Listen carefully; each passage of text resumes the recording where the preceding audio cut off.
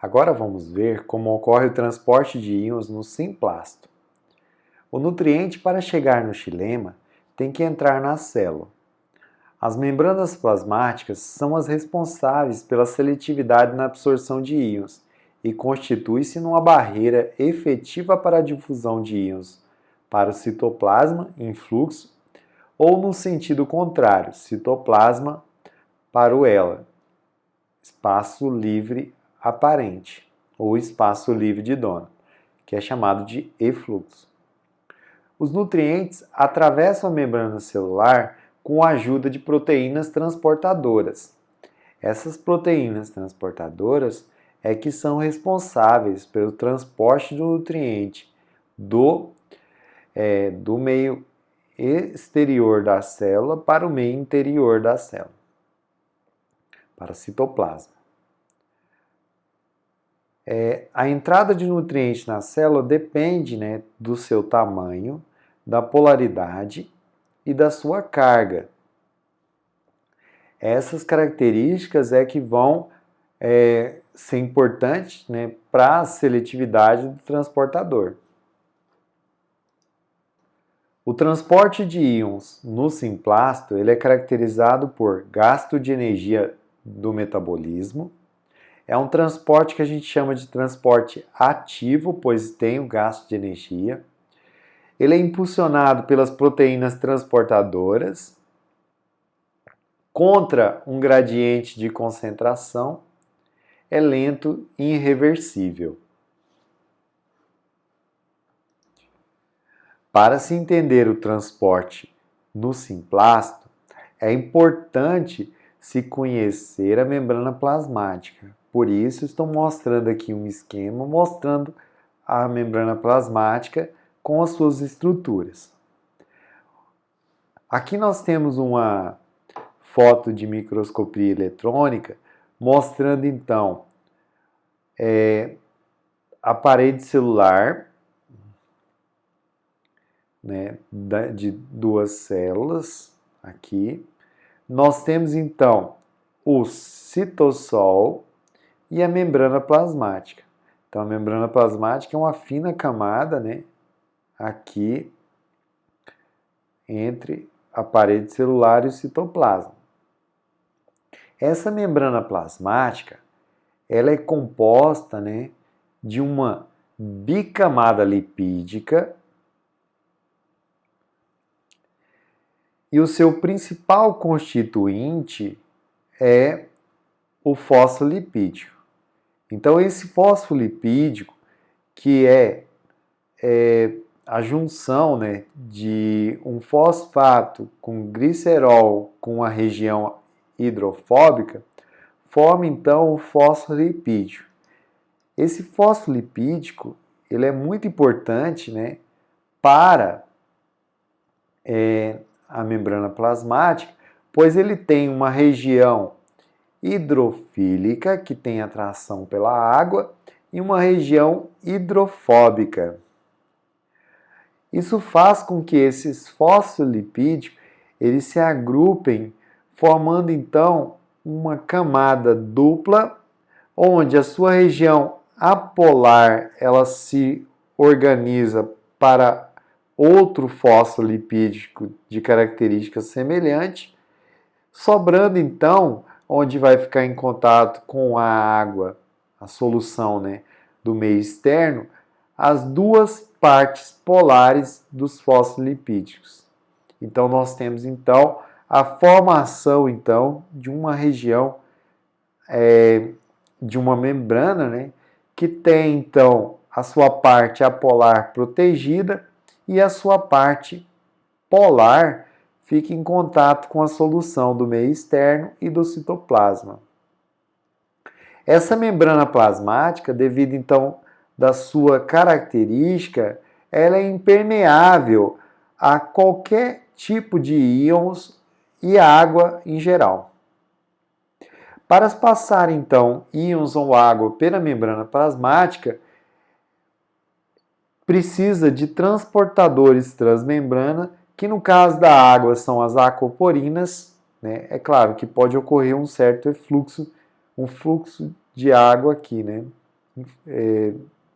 dependendo aqui por difusão, mas é muito pequeno.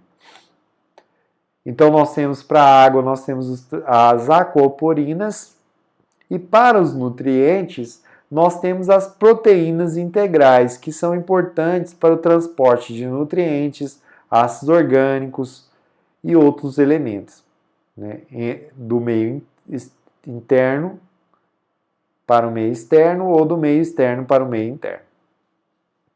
Então, essas proteínas integrais que fazem então o transporte de nutrientes compõem os 3 sistemas que atuam no transporte de íons, que são chamados de bombas iônicas, transportadores de íon ou carreadores e canais iônicos.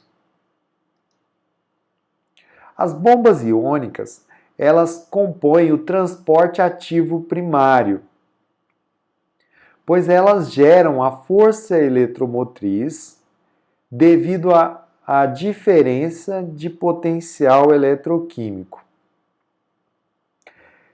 E elas são impulsionadas pela energia do ATP. Então, o que elas fazem?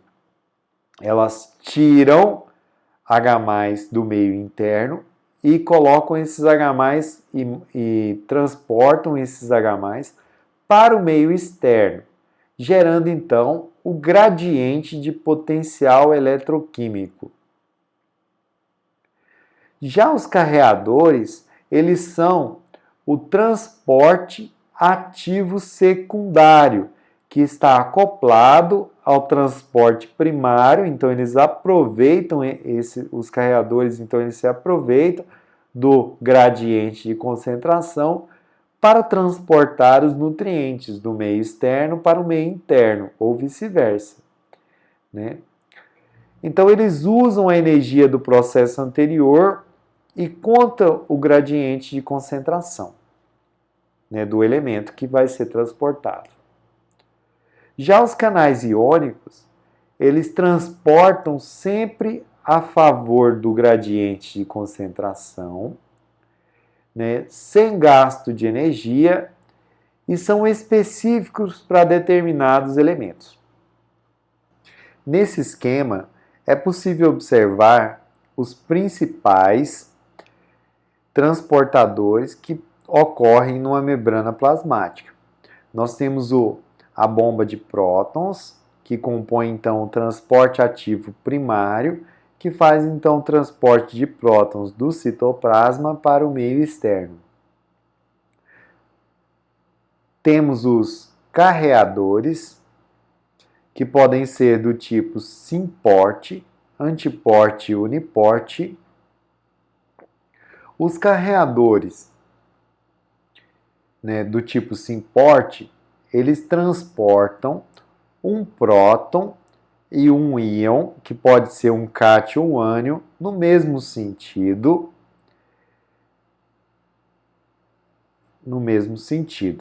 Por isso é chamado de sim-porte.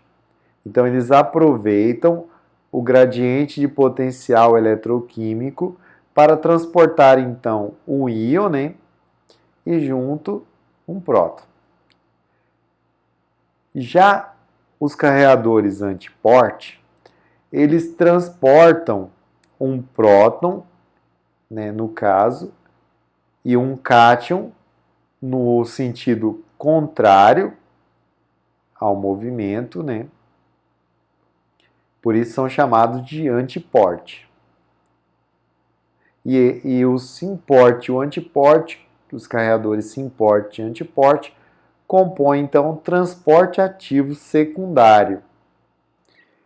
Já os carreadores uniporte, ele compõe então o transporte passivo e transportam em um único sentido o íon, né, do meio externo para o meio interno, ou pode ser também um carreador que transporta no sentido contrário.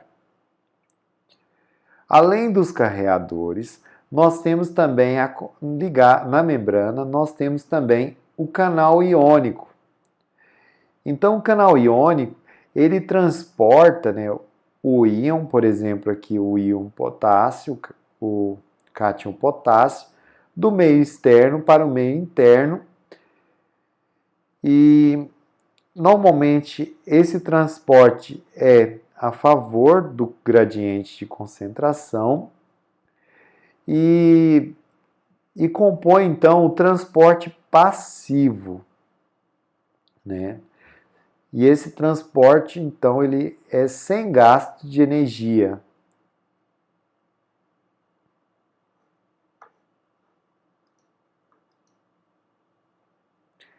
Aqui é um exemplo mostrando então o transporte sem porte de elementos, onde eu tenho aqui o exterior da célula e o interior da célula. Como vocês podem observar, nós temos aqui um gradiente de prótons no exterior da célula que foi formado pela bomba de prótons. Esse gradiente de prótons, né, faz com que nós temos uma diferença de potencial eletroquímico do meio externo para o meio interno. Observem que no citoplasma nós temos aqui uma maior concentração do elemento, que pode ser um elemento qualquer, do que o meio externo. E aqui, nas figuras seguintes, nós temos então mostrando o funcionamento do transportador de membrana. No caso, um transportador sim-porte, que transporta um próton e um nutriente junto. Esse transporte, né, no mesmo tempo. Esse transporte, então, do próton e do elemento junto para o interior da célula. Então, nós temos então o transporte de um próton a favor do gradiente de concentração e nós temos o transporte do elemento em si contra o gradiente de concentração, pois no meio externo tem mais elementos do que no meio interno. No final, ele se recompõe e começa de novo o transporte. Nessa figura, tem os principais tipos de transportadores que podem ocorrer tanto na membrana plasmática como na membrana do vacúolo. Nós temos então as bombas de prótons, que é bomba de H+, bomba de cálcio, bomba de zinco, bomba de cobre. Nós temos a bomba de prótons de H+, temos a bomba que pode estar no vacúolo, bomba de cálcio, bomba de elementos traço, para ajudar na diminuição da toxicidade de elementos. Além das bombas, nós podemos ter os carreadores, que são representados aqui, os carreadores sim-porte, antiporte e carreadores uniporte. Nos carreadores sim-porte, nós podemos ter então na membrana plasmática os carreadores de nitrato, carreadores de fosfato, carreadores de sulfato e molibdato, carreadores de cloro, carreadores de potássio, carreadores de ferro, zinco, carreadores de aminoácidos. Nos carreadores antiporte, também podemos ter dentro do vacúolo os carreadores de potássio, sódio, cálcio, magnésio, zinco, manganês, cátions em geral e também boro. Na membrana plasmática, então, nós podemos também ter os carreadores antiporte, que são carreadores de cloro, carreadores de sódio, carreadores de boro, carreadores de nitrato. Na membrana do vacúolo, carreadores de nitrato, carreadores de sulfato, carreadores de potássio, carreadores de ferro, carreadores de manganês.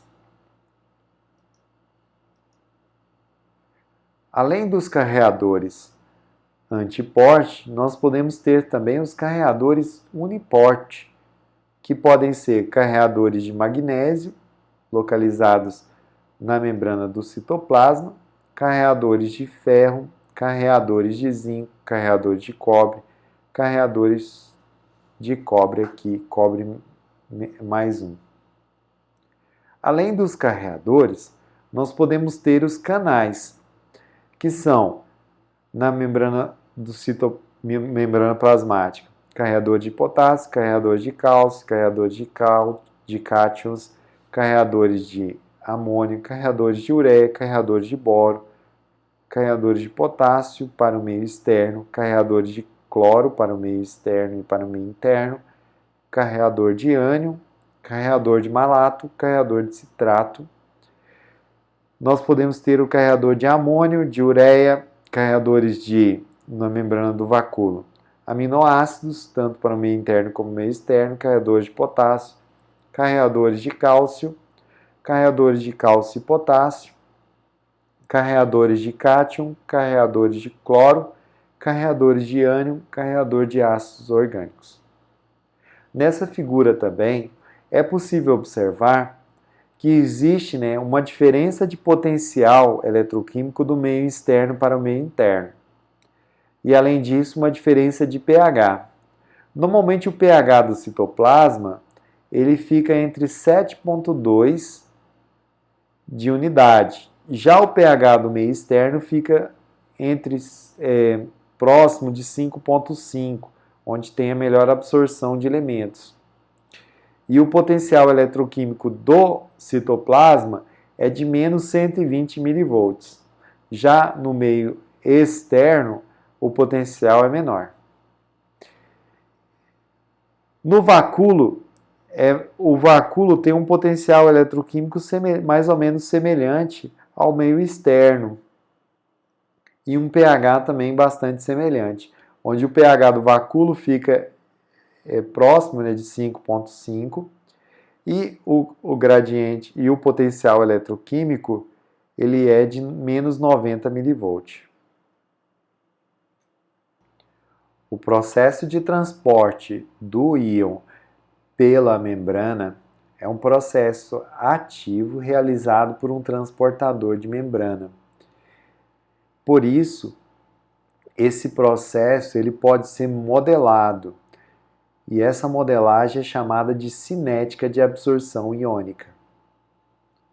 Então, o conhecimento da cinética de absorção iônica é importante, pois através de parâmetros podemos selecionar cultivares, variedades, genótipos mais interessantes para o cultivo. Aqui temos um gráfico mostrando então a absorção de cálcio e fosfato pela cultura do arroz e do feijoeiro. Como é possível observar aqui no gráfico, nós temos então o tempo e a quantidade absorvida dos elementos. O cálcio, o fosfato, ele é absorvido em maior quantidade pelo arroz do que do feijoeiro, de acordo com o que vai passando o tempo. Já o cálcio, ele é absorvido em maior quantidade do que pelo feijoeiro, do que o arroz. Mostrando que existe, existe uma preferência do arroz pelo fosfato e existe uma preferência do cálcio pelo feijoeiro. Nessa figura é demonstrada então a absorção de fosfato pelas plantas,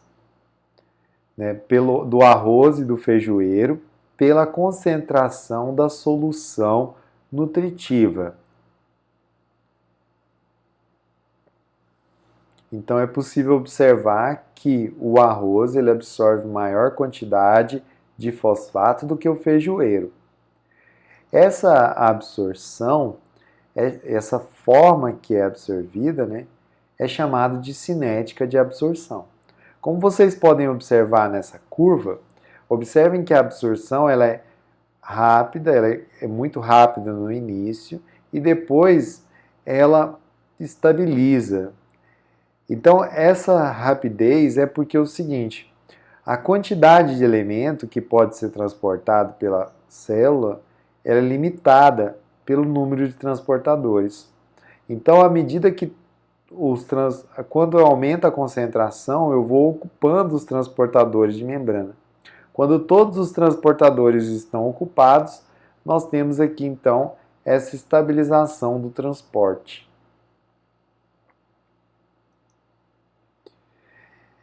Assim, é possível modelar, né, a absorção de nutrientes via uma curva.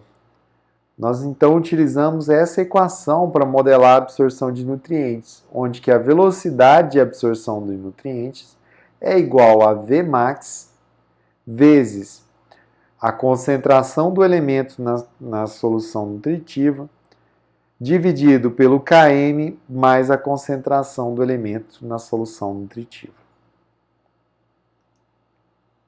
E assim é possível estimar alguns parâmetros importantes dessa equação.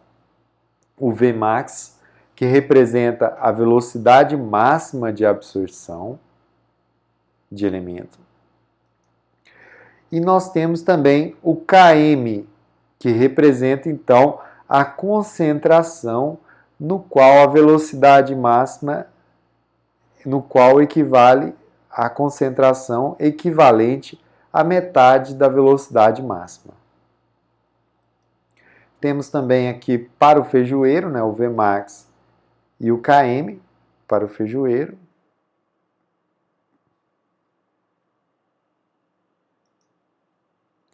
Além desse parâmetro, as plantas não conseguem extrair da solução todos os elementos, né, do solo da solução, todo elemento ali presente, restando uma quantidade mínima que não consegue ser absorvida.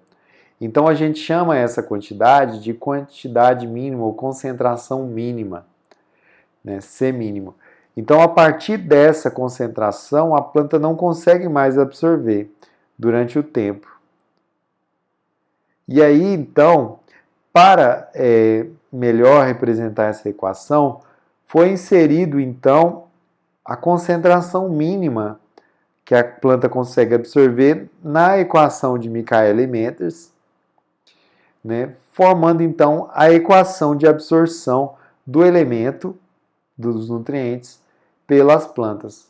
Então, Vmax vezes a concentração dos elementos na solução menos a concentração mínima, dividido por Km mais a concentração do elemento na solução menos a concentração mínima, formando então a curva de cinética de absorção do elemento,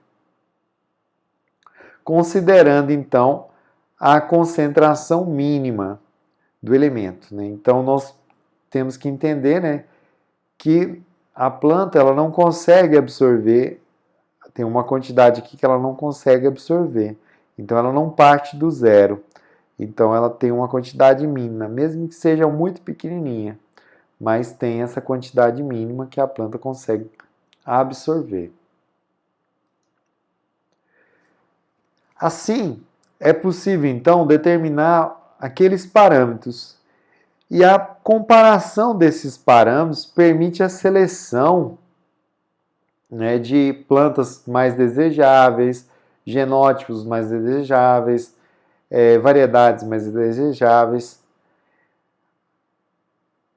Nessa equação, nós temos que V é igual a velocidade de absorção, C é a concentração externa do elemento, Vmax é a velocidade máxima de absorção, igual ao número de carreadores saturados com o elemento, K é a constante de Michaelis-Menten, que equivale à concentração em que a velocidade máxima, em que é a concentração em que a velocidade máxima dividido por 2, né, que dá a metade da velocidade máxima.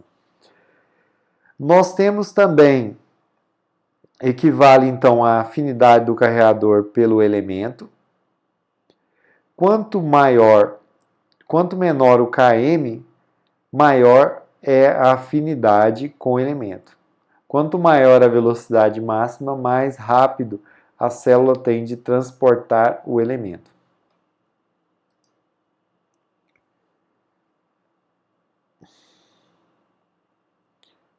Observações importantes. A velocidade máxima e o km são parâmetros cinéticos de absorção. Esses parâmetros dependem da espécie e do genótipo. Conferem maior ou menor absorção. Maior Vmax implica numa mais rápida absorção. Menor km implica em uma maior eficiência na absorção. Assim, é desejado que plantas tenham maior Vmax e menor km possível. Inserindo então o C mínimo na equação, onde C mínimo é a concentração mínima, as raízes não conseguem esgotar totalmente o nutriente da solução. Assim, o C mínimo é igual à concentração mínima na solução, onde V é igual a zero. Dessa forma, é desejável que tenha plantas com maior Vmax, menor Km possível e menor C mínimo. A cinética de absorção depende do elemento e da afinidade que esse transportador tem pelo elemento. Porém, nas células das plantas não tem apenas um tipo de transportador para um determinado elemento, podendo ter um ou mais transportadores com afinidades diferentes para aquele determinado elemento. Então, já foi demonstrado por vários pesquisadores que as células têm outros tipos de transportadores. Então, a gente tem transportadores de alta afinidade para o elemento e transportadores de baixa afinidade para o elemento, fazendo com que nós temos então na célula mecanismos duplos de absorção de nutrientes. Então, como é demonstrado aqui nesse gráfico, nós temos o gráfico da cinética de absorção para os transportadores de alta afinidade e nós temos aqui o gráfico mostrando a cinética de absorção para os transportadores de baixa afinidade. E aí nós temos então a formação do mecanismo duplo de absorção iônica. Esse mecanismo duplo é que é principalmente o responsável pela toxidez das plantas, né? Pois quando o elemento está em grande quantidade, né, a célula ativa o transportador de baixa afinidade, né, então entra o elemento nas células, né, e aí então pode ocorrer a toxidez. Agora eu vou mostrar para vocês os fatores externos e internos que afetam a absorção radicular. Os fatores externos são disponibilidade de nutrientes, pH, aeração, temperatura, umidade, o próprio elemento, a interação entre os nutrientes, micorrizas. Fatores internos, potencialidade genética, estado iônico interno, carboidrato, intensidade respiratória e morfologia das raízes. A disponibilidade do nutriente. O nutriente, para ser absorvido, ele tem que estar disponível no solo, né, na solução e próximo das raízes. Então, ele chega para próximo das raízes pelo transporte, né, como eu já falei, fluxo de massa, difusão ou interceptação radicular. E a partir desse ponto, ele é absorvido para o interior da raiz, onde ele entra no apoplasto e depois ele passa para o simplasto para cair no xilema. Então, os fatores que afetam a disponibilidade são teor do nutriente, pH, umidade, aeração, matéria orgânica, temperatura, entre outros íons, que são os principais fatores que afetam a disponibilidade. pH. O pH tem um efeito, né, na absorção de nutrientes. Primeiramente, a gente fala que é um efeito direto, competindo pelos íons ali na absorção. Então, ele compete pelo sítio de absorção. Então, esse é o primeiro efeito, o efeito direto. Já o efeito indireto é o pH influenciando na disponibilidade dos elementos. Essa figura mostra, então, o efeito do pH sobre a absorção de potássio quando a planta é cultivada no meio com cálcio e sem cálcio. Observem que o pH ele afeta drasticamente a absorção de nutrientes. Então nós temos que a absorção, ela é maior quando o pH está próximo ali de 5 a 6. Fora dessas faixas, a absorção é drasticamente reduzida. Porém, essa absorção ela pode ser mais comprometida, se não tiver cálcio na solução, como é demonstrado aqui na figura. Então, se não tiver cálcio, a absorção é mais severamente comprometida, se estabilizando próximo do pH ali 5,5. E aí, nós temos então uma absorção quase semelhante à absorção do meio com cálcio.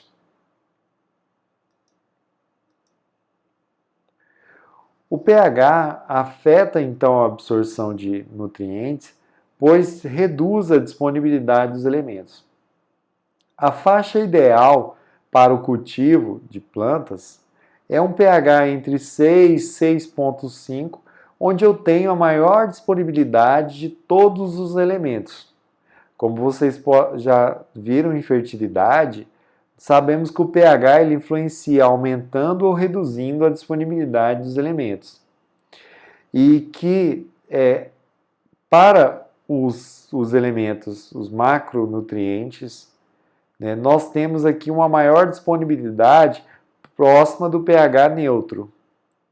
Já os micronutrientes, eles têm, como o ferro, manganês, boro e molibdênio,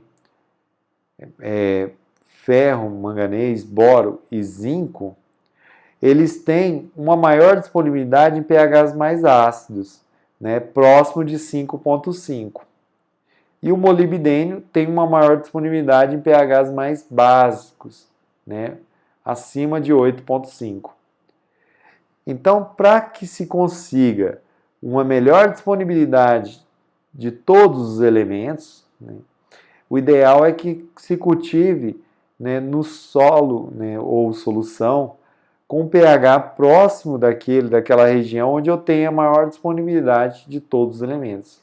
E essa faixa é entre 6 e 6,5, onde eu tenho maior disponibilidade desses macronutrientes aqui, maior disponibilidade desses micronutrientes aqui, maior disponibilidade do molibdênio.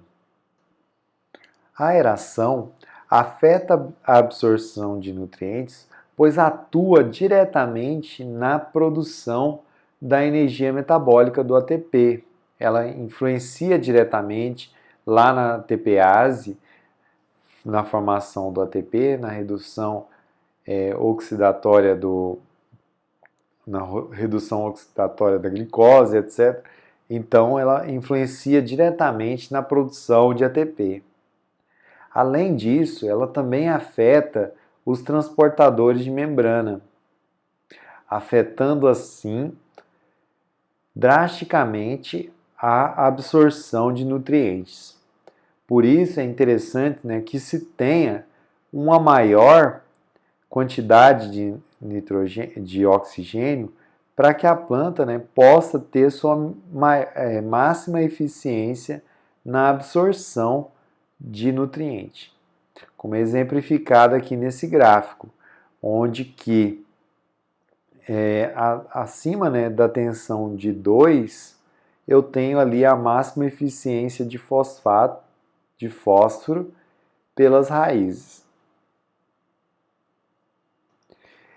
Essa tabela mostra o efeito da pressão parcial de O2 em torno das raízes na absorção de potássio e fósforo por plantas de cevada, onde que vocês podem observar que foi cultivado as plantas em diferentes pressões parciais de O2, sendo de 0,5, 5 e 20%, né, da pressão. E observem que tanto a absorção de fósforo como a absorção de potássio é reduzida, né, quando a pressão parcial ela está muito baixa, próximo de 0,5. Então, a absorção ela é reduzida drasticamente, tanto de fósforo como de potássio.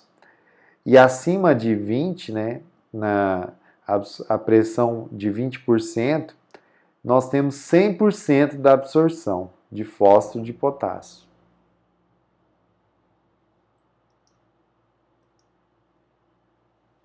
A temperatura. A temperatura do solo ela é importante para o funcionamento tanto dos transportadores, como também das enzimas, né?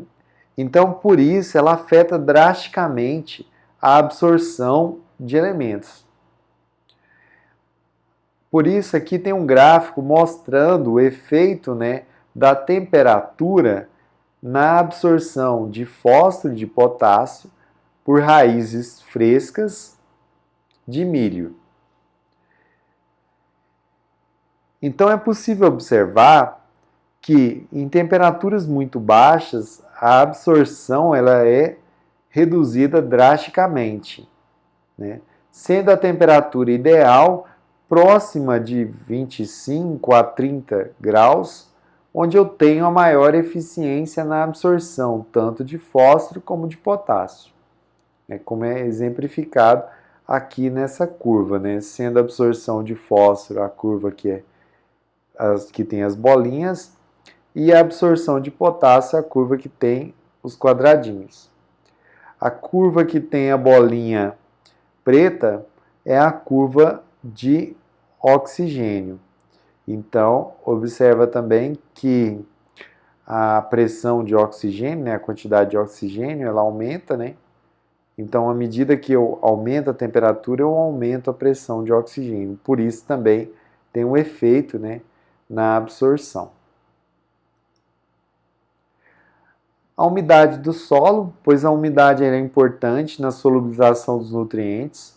Por isso, né, que é importante, então, sem água eu não consigo ter absorção. Então, a planta ela precisa de uma umidade mínima para conseguir absorver os nutrientes.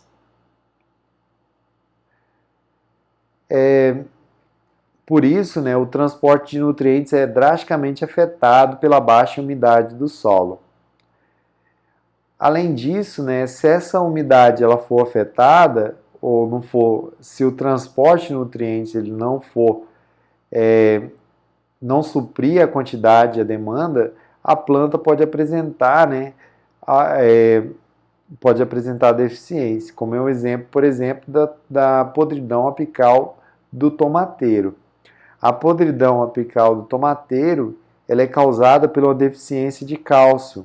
E essa deficiência de cálcio ela pode ser tanto pela deficiência na quantidade de cálcio que foi aplicada, né, uma quantidade, ou também pela falta de água ali das plantas de tomateiro.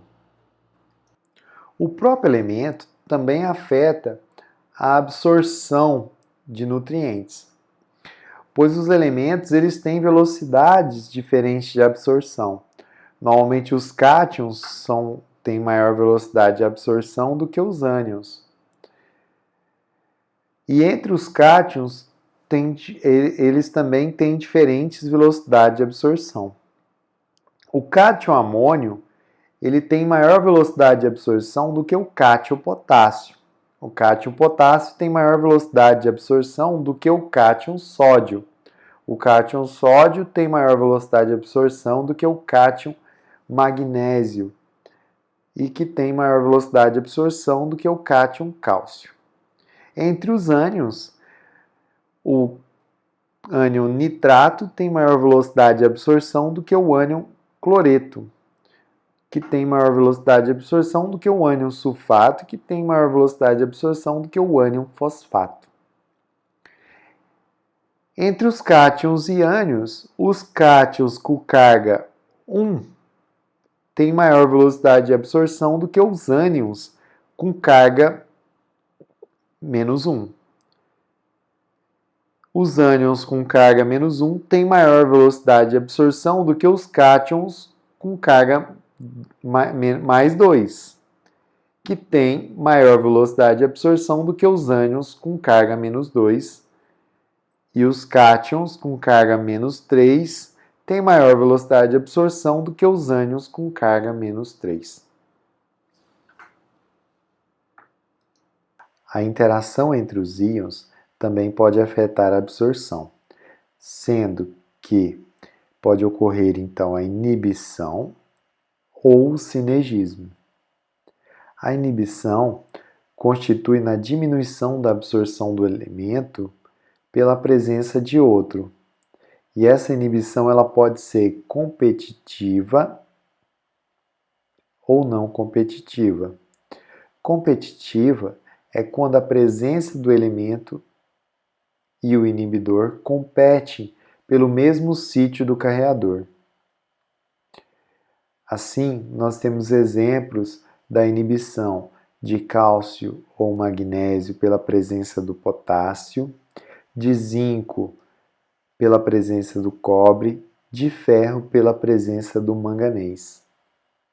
A inibição competitiva pode ser facilmente resolvida aumentando a concentração do elemento inibido.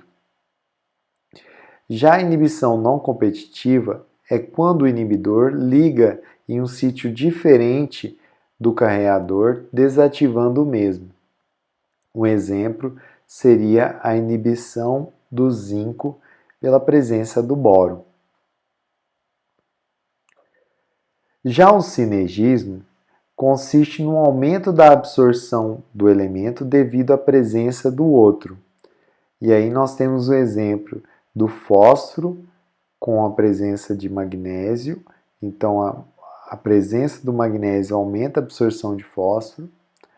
Nós temos também a presença do potássio na presença do cálcio em baixas concentrações, que pode estimular a absorção de potássio. Nessa tabela, tem vários exemplos de inibição ou sinergismo que pode ocorrer entre os íons. Então, nós temos aqui o primeiro íon presente, que é o íon, o elemento, e o segundo íon presente, que é o íon inibidor, e o tipo de inibição que pode ocorrer. Cálcio, magnésio e cálcio, na presença de potássio, em altas concentrações, pode ocorrer então a inibição competitiva. Fosfato, na presença do alumínio, vai ocorrer inibição não competitiva. Potássio e cálcio, na presença do alumínio, inibição competitiva.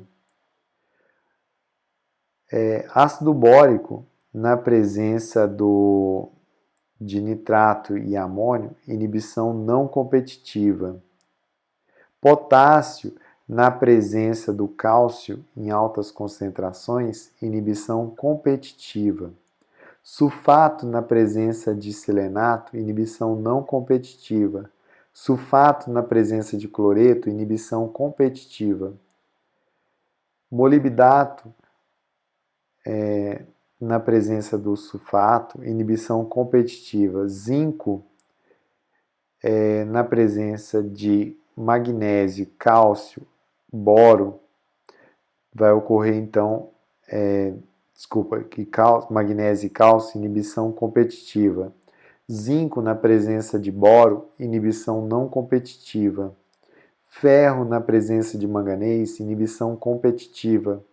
Zinco, na presença de fosfato, inibição competitiva. Potássio, na presença do cálcio em baixas concentrações, pode ter o sinergismo. Molibdato, na presença de fosfato, sinergismo. Cobre, na presença de molibdato, inibição não competitiva. Essa tabela mostra o efeito, do potássio e do cálcio na absorção de magnésio de plantas de cevada.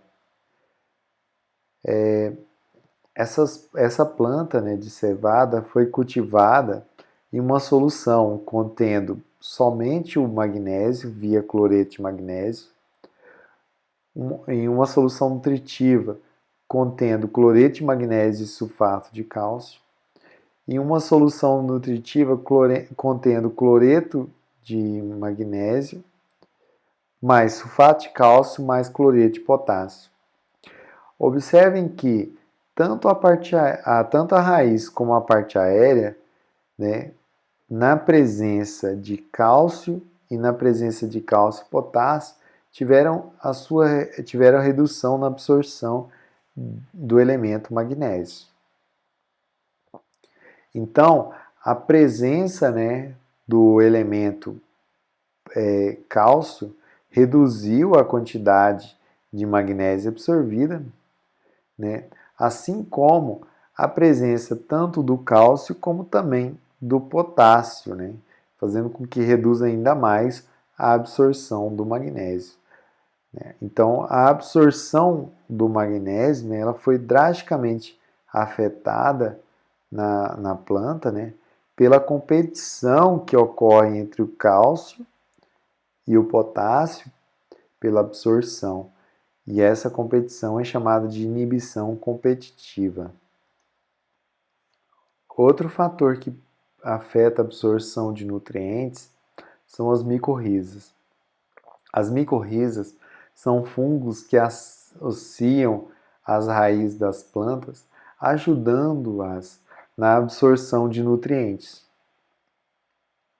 Essas micorrizas, devido à produção de uma rede de hifas, elas aumentam a área de exploração radicular, ajudando na absorção de nutrientes que estão em baixa concentração no solo, como exemplo, o fosfato. Assim, elas ajudam e, em troca, elas recebem das plantas glicose para que elas possam sobreviver. Existem dois tipos de micorrizas: as ectomicorrizas e as micorrizas arbusculares. As ectomicorrizas, elas se associam às plantas, e produzem uma rede de hifas. E a diferença entre arbusculares é que as micorrizas arbusculares, elas produzem essas vesículas arbuscular aqui,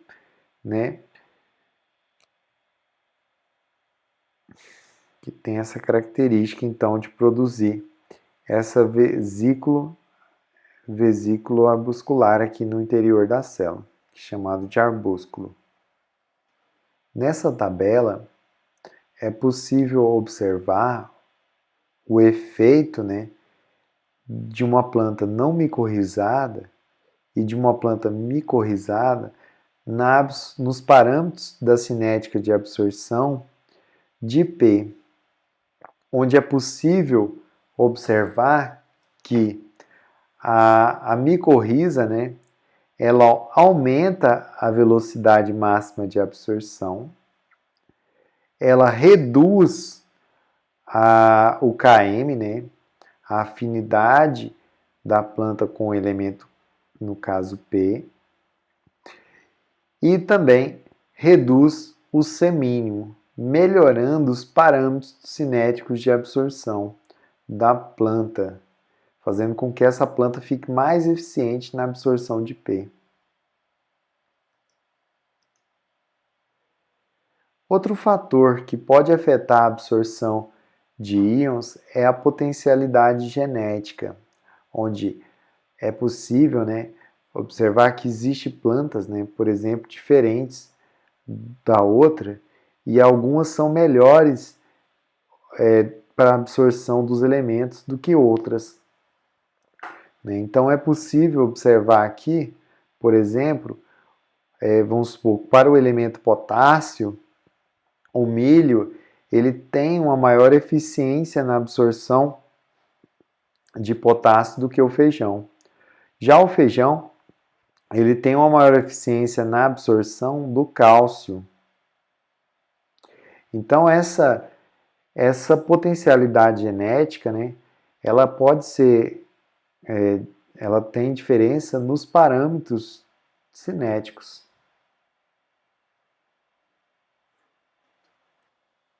Outra condição que pode afetar na absorção é o estado iônico interno da célula ou da planta.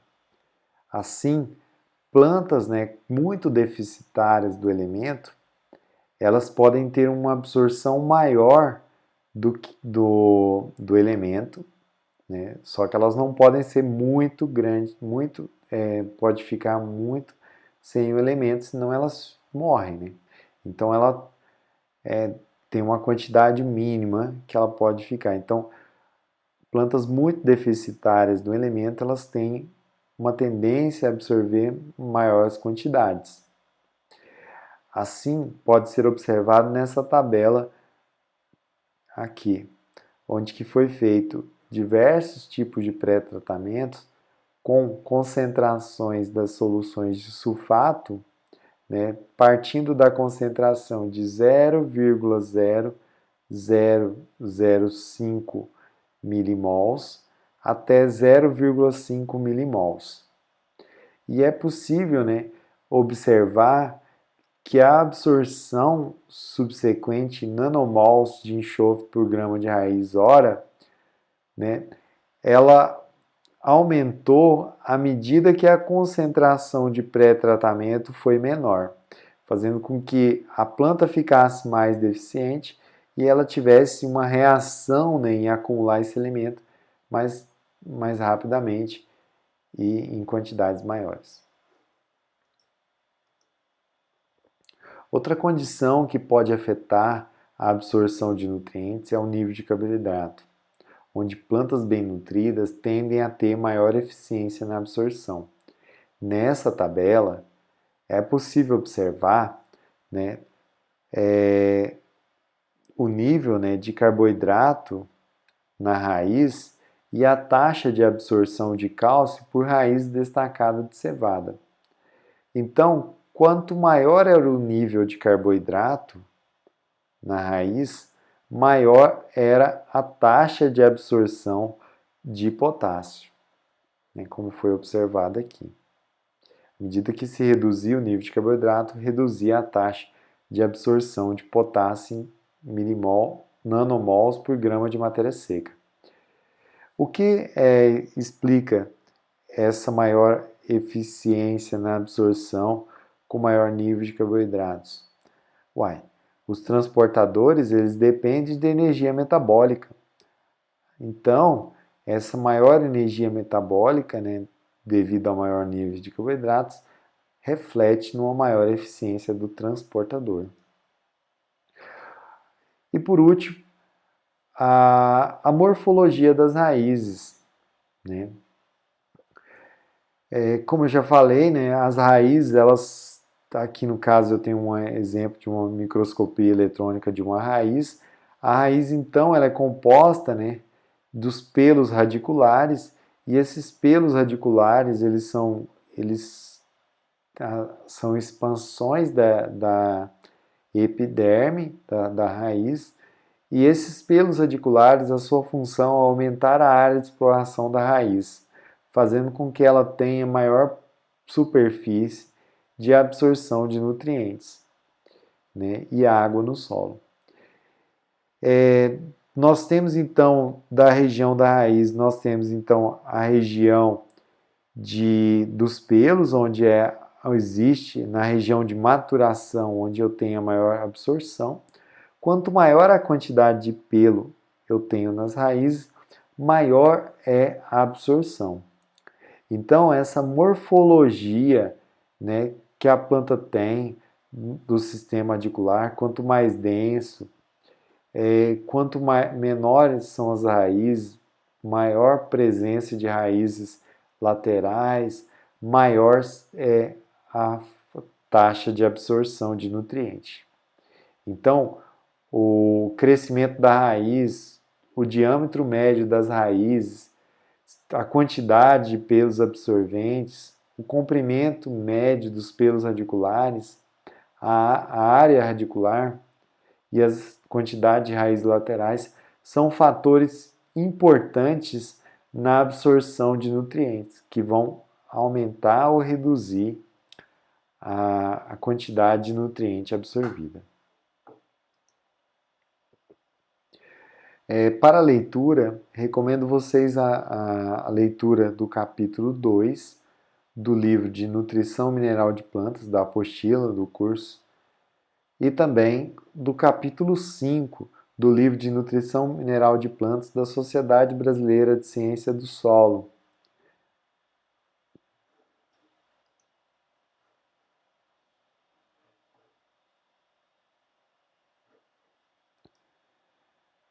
Eu agradeço a presença de todos por mais uma aula